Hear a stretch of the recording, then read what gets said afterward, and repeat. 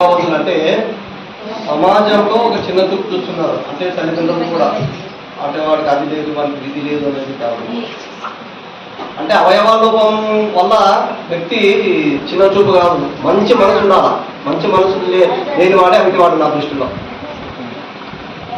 ఎందుకంటే అవిటితనం అనేది శరీరానికి కానీ మనసుకి కాదు. మనిషి అనుకుంటే ఏదైనా సాధించవచ్చు అనడానికి ఒక చిన్న ఒకటి చెప్తాను నేను. ఒక అమ్మాయి పేరు గుర్తులేదు కానీ నాకు వాళ్ళు గుజరాత్ అంటే రాజస్థాన్లో పుట్టింది ఆ అమ్మాయి పేరు గుర్తులేదు నాకు ఖచ్చితంగా.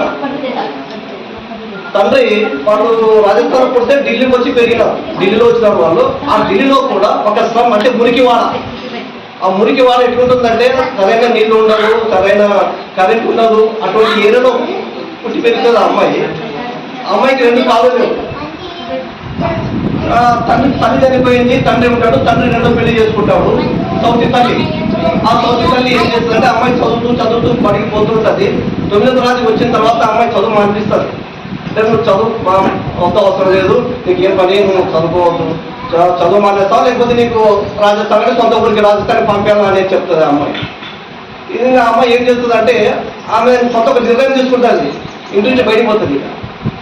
తల్లిని సౌతి తండ్రిని వదిలి సొంతంగా పోయి ఒక ఇంట్లో ఉంటుంది. ఆమె ఇంట్లో బాడీగా తీసుకొని పిల్లలకి ట్యూషన్ చెప్తుంటారు. అమ్మాయి చదివే 9వ తరగతి అయినా పిల్లలకి ట్యూషన్ చెప్తూ తాను ఏదే స్కూల్ చదువుతుంది అదే స్కూల్లో చదివి 10వ తరగతి ఇంటర్ డిగ్రీ.